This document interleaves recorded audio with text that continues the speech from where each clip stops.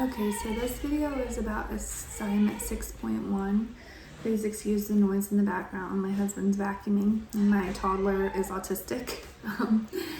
So this is about reflecting upon a consultation, transport, or other situation that involved interprofessional collaboration. So I'll just go with our most recent. Our most recent was recently. And it was a transport of a mom who requested transportation for maternal exhaustion. She wanted an epidural. What I noticed was my preceptor was very nervous about this. You can tell it's something that she does not do often. Here in Ohio, midwifery is not regulated, so it's not legal or illegal, but she has her preferred hospital to transport to. And this client was, because she serves home birth only, so which is different for me because when I was in Washington, we did mostly birth center only, and we had like 2 home births the whole time that I was there. So this is weird, but this person was an hour and a half from me, and an hour from my preceptor, and a half an hour from the other student. And she had previously given birth like within 45 minutes of like her last birth was only 45 minutes in total. So I didn't think I was gonna make it, but I did. And we get there and like she's like not really in labor, but she's ruptured. And it was like 29 hours total that I was there, but the first part was 24 hours, I think, and then we went home and discharged her with ruptured membranes, and just to let her like do her own thing and see if she could get into labor herself, because everything we were trying wasn't working. Like she was in labor, but it wasn't like good active labor. So I'm supposed to be in the primary phase, but not until after I've attended 10 births as an assist. And so this is supposed to be 6 to 8 minutes. Okay, I'm at 2 minutes. Okay, so I'll just go ahead and explain this. So I am supposed to like basically minorly assist with 10 births before doing primaries, and I'm only offered 1 or 2 primaries a month, and then the rest are just assist. But there is a senior student now who is doing primaries, but she's done. Like she's doing her phase 4 right now. So I'm transitioning into that spot. So I got to see her primary this birth.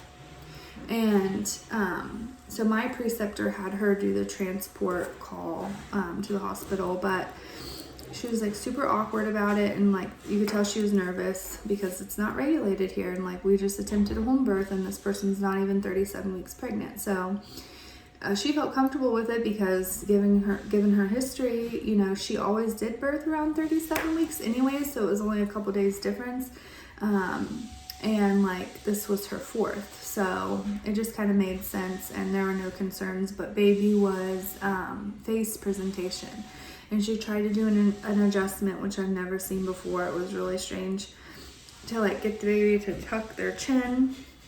I've never seen it in real life, and that didn't work. So long story short, I stay at the house to clean up and get the birth pool taken care of and all the supplies put by the door for my preceptor, and the primary and the midwife go with her to transport because she wants an epidural. She's tired, and you know, it's been days. I don't even know how long it was now, maybe like 3 days total. But she's exhausted. So she says she doesn't want to go to her nearby hospital, which is, or she does want to go to her nearby hospital, but my preceptor's like, well, they're not good with, you know, transports. They frown upon midwifery. And so she's like, okay, let's go to the one 45 minutes away, which is my preceptor's preferred hospital. And she's like, I'll ride with you in the car, and if we have a baby before then, I'll just catch the baby. So she left at 7 centimeters to go get her epidural 45 minutes away, which I thought was a bad idea, but I didn't want to like overstep my boundaries, so I didn't say anything, obviously. And yeah, so my preceptor has the student call, and the student calls and she tells that hospital 45 minutes away, hey, we're coming. I'm going to fax you the chart, and this is why we're coming. Do you have space for her? And they're like, yeah, we have space, blah, blah, blah, because they've worked with my preceptor lots. So before they even get a minute down the road, I guess, I heard this like after they came back. She's like, no, I want to go to this nearby hospital. It's 5 minutes away. I've changed my mind. I'm not going to that other one that you've called and faxed my information to, basically. So my preceptor's like, okay, it's your choice. So she takes her. And within 2 minutes, she pushes her baby out face presentation at the hospital. The 5 minute away hospital that didn't have her records or anything. So I think what I learned from this is trust my instinct, because, maybe had I thought of a delicate way through my sleep deprivation and hunger to say to my preceptor, hey, she sounds different. Like, I think if we just stay here, but it's like this delicate balance, because it's like you want the person who you're working with to respect you and you don't want to traumatize them in any way. And they're saying they want to go.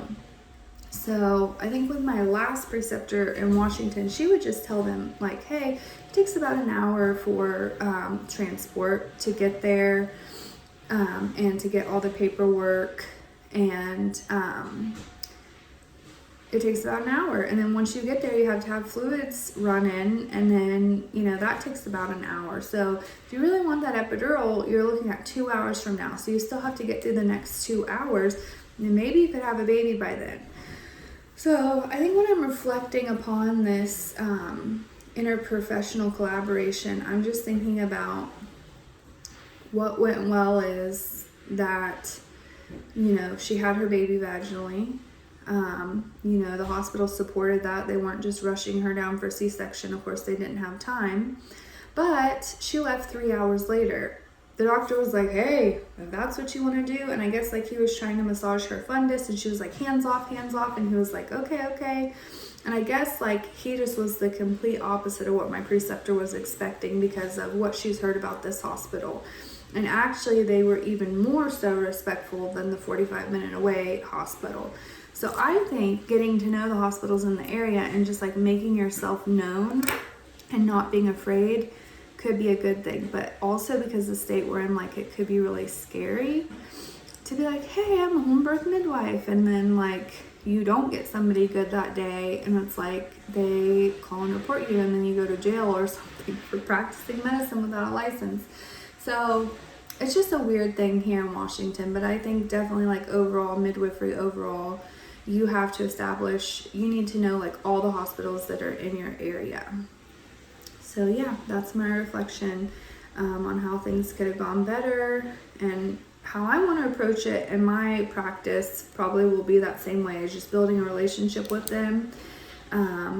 Because there's always somebody good, I think, and finding who's the good and who's the bad, and transports is important. So thank you.